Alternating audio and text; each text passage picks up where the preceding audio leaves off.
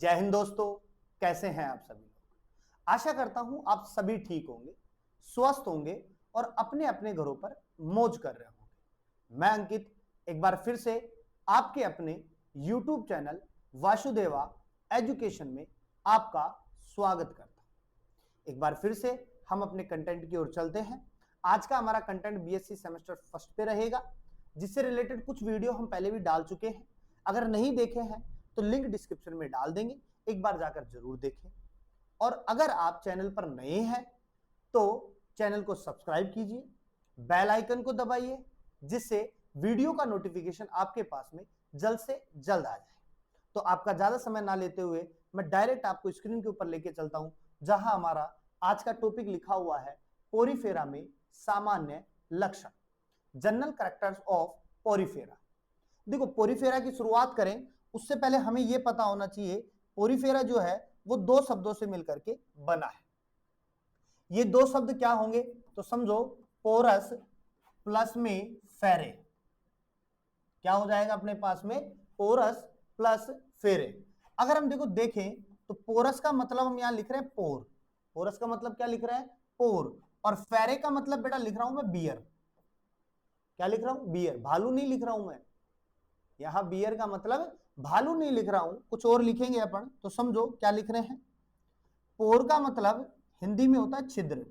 बहुत सारे छोटे छोटे क्या पाए जाते हैं? छिद्र पाए जाते हैं। और उन छिद्रों के अंतर्गत कोई ना कोई चीज धारण करने की क्या पाई जाती है? क्षमता पाई जाती है। तो इस प्रकार से पोरीफेरा का नाम पड़ा है। समझ गए बात को?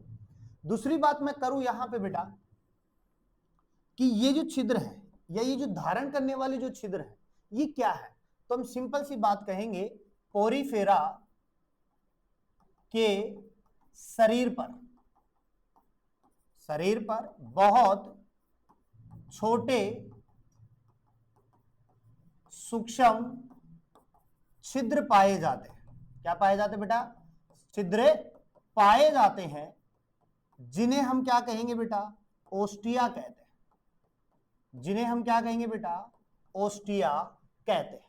तो ये जो छिद्र है जो धारण कर रहा है वो एक्चुअली में क्या है बेटा? ओस्टिया है। समझ रहे हो बात को? अब समझो एक बात और, ये जो हम यहां पढ़ रहे हैं, ये जो पोरीफेरा पढ़ रहे हैं, इस पोरीफेरा को हिंदी में हम स्पंज कहते हैं। क्या कहते हैं? स्पंज कहते हैं। और एक नंबर का क्वेश्चन यहां से आपके पास में निकल के आता है कि स्पंजों का ज्ञान, इन स्पंजों का ज्ञान किसको था? जो सबसे ज्यादा इनके ऊपर चर्चा कर चुके हैं। तो हमारा आंसर क्या हो जाएगा बेटा? अरस्तु। क्या हो जाएगा? अरस्तु। अरस्तु को अपन क्या लिख सकते हैं? एरिस्टोल भी लिख सकते हैं। क्या लिख सकते हैं? एरिस्टोल भी लिख सकते हैं, अरस्तु भी लिख सकते हैं। तो अरस्तु को स्पंजों का क्या था? ज्ञान था। और अगर आपको पता ना हो तो मैं बता दूं, अरस्तु जो है वो फादर ऑफ जूलॉजी भी है। क्यों? क्योंकि अरस्तु ने जूलॉजी पे बहुत ज्यादा काम किया था। लेकिन अरस्तु की सबसे ज्यादा कमी क्या थी कि अरस्तु किसी भी चीज पर बहुत लंबे समय तक काम नहीं करते थे। किसी चीज को पढ़ा, उसको बताया, फिर चले गए। उसके अंदर क्या कमियां हैं वो उन्होंने कभी भी नहीं बताई। तो अरस्तु को जूलॉजी का फादर तो कहते हैं, लेकिन उन्होंने बहुत सारी कमियों को छोड़कर चले जाते थे। बहुत ज्यादा अध्ययन उन्होंने जूलॉजी पर किया, बहुत ज्यादा पढ़ाई की। और फादर ऑफ बायोलॉजी भी अपन किसको मानते हैं? अरस्तु को मानते हैं। लेकिन बात यह आती है कि पोरीफेरा के बारे में जब इस अरस्तु को ज्ञान था, तो अरस्तु के अलावा कौन था जिन्होंने पोरीफेरा की नींव रखी? तो हम याद रखेंगे, ये जो पोरीफेरा है, ये जो पोरीफेरा है, इस शब्द की स्थापना जो है वो रॉबर्ट ग्रांट ने की बेटा। किसने की? रॉबर्ट ग्रांट ने की थी। तो हम ये कहेंगे पोरीफेरा के बारे में बताने वाला कौन था? Robert grant.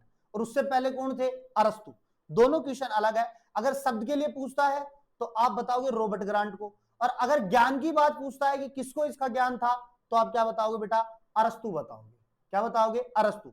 एक चीज और याद रखना, ये जो पोरीफेरा है बेटा, ये जो पोरीफेरा है ये पहले मेटाजोआ में था। किसमें था बेटा? मेटाजोआ में था।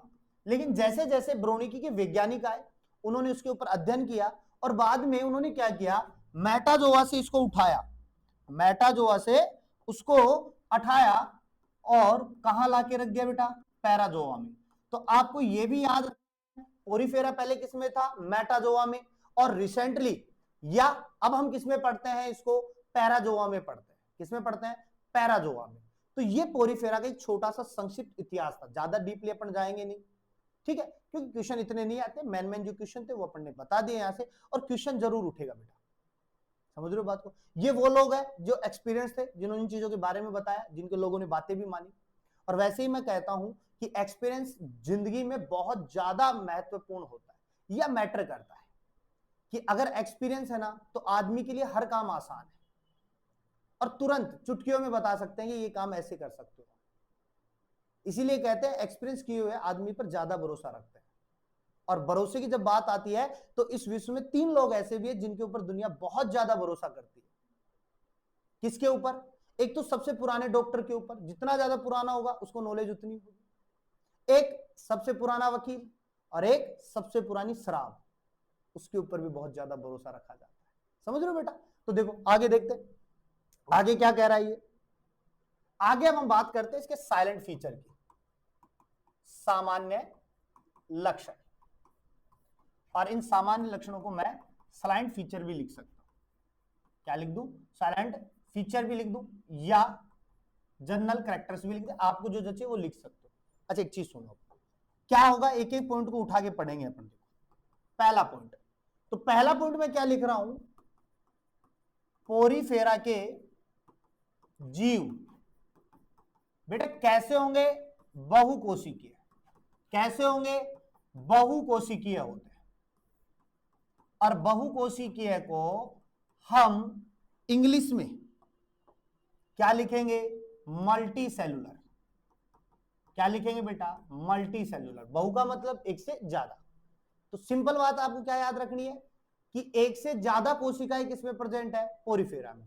अब आप कहोगे सर एक कोशिकीय, तो एक कोशिका में अपन ने प्रोटोजोआ पढ़ा, अमीबा का मैंने एग्जांपल दिया, पैरामीशियम का एग्जांपल दिया, उनमें केवल एक ही कोशिका सारे काम कर रही थी। यहां पर कोशिकाएं क्या होंगी, अलग अलग होंगी। क्या होंगी, अलग अलग होंगी, और बहुत सारी होंगी।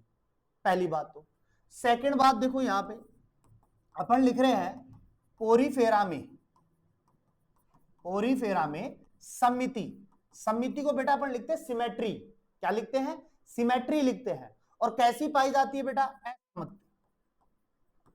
कौन सी पाई जाएगी बेटा, असमिति पाई जाती है। असमिति को हम क्या कहते हैं बेटा, एसिमेट्री कहते हैं। क्या कहेंगे, एसिमेट्री कहते हैं। अब आप सिंपल सी बात है, समिति के लिए सिमेट्री और असमिति के लिए एसिमेट्री। अब बात करें ये समिति क्या होती है, तो बेटा याद रखना किसी भी जीव को 2 बराबर भागों में बांटने का जो प्रोसेस होता है उसे समिति कहते हैं। अब ये 3 प्रकार की होती है, असमिति, एक द्विपार समिति और एक अरीय समिति। असमिति वो होती है जिसमें जीव को किसी भी भाग से या किसी भी सेंटर से 2 बराबर भाग नहीं कर सकते, तो वो तो क्या हो गई, असमिति।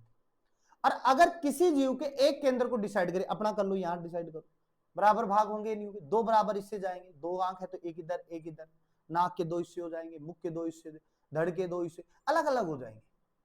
और रेडियल में क्या होगा, ये में किसी भी केंद्र से, कोई भी केंद्र जो आपको डिसाइडेबल हो उसको कर लो, उससे 2 बराबर भाग बढ़ जाएंगे। स्टारफिश की बात कर सकते हैं वहां पे, समझ रहे हो। लेकिन हम यहां पर देखो एक नोट लगा के लिखवा रहा हूं मैं आपको, इंपोर्टेंट पॉइंट के रूप में है कि पोरीफेरा में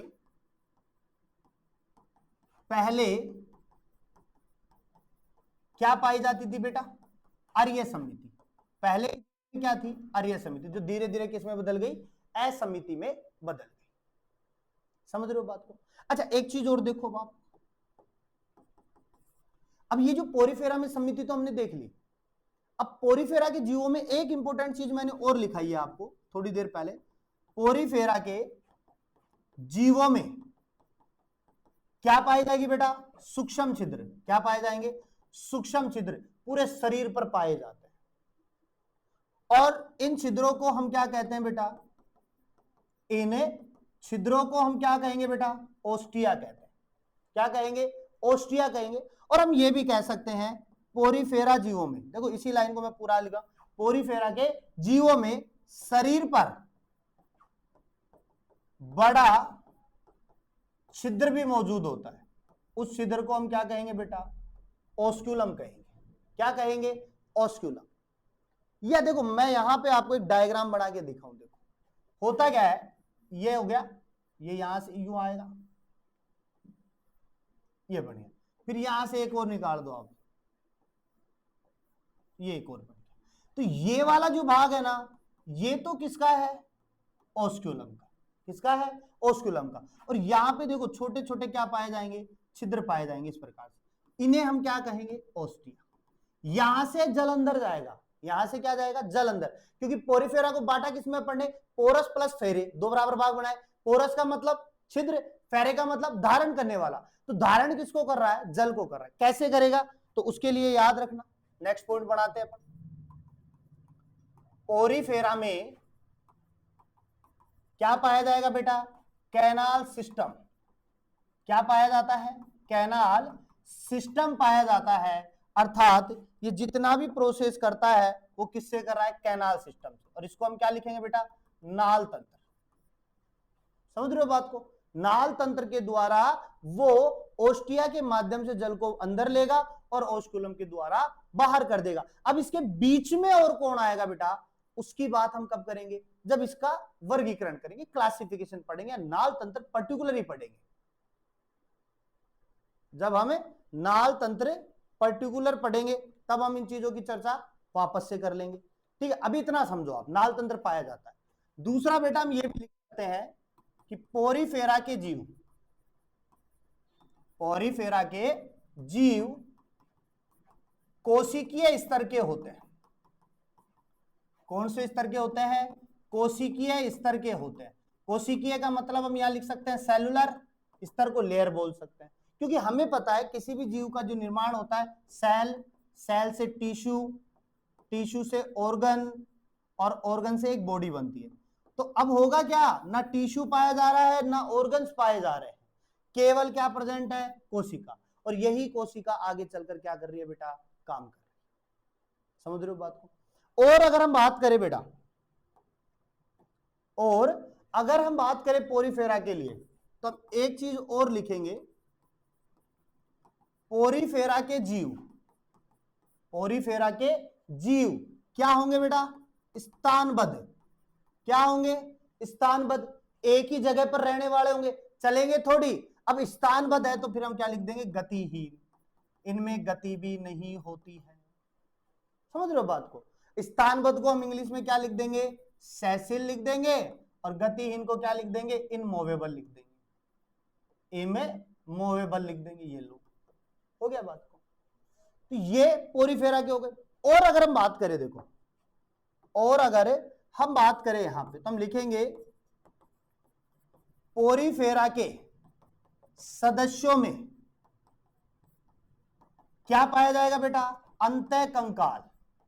क्या पाया जा रहा है, अंतःकंकाल पाया जाता है। और ये जो अंतःकंकाल है ना, ये कहां से निकलेगा बेटा, अमीबीय कोशिकाओं से। कहां से निकल रहा है, अमीबीय कोशिकाओं से स्रावित होता है। अब देखो, अंतःकंकाल मतलब एंडोस्केलेटन, जो उसको अंदर से क्या दे रहा है, सहारा दे रहा है।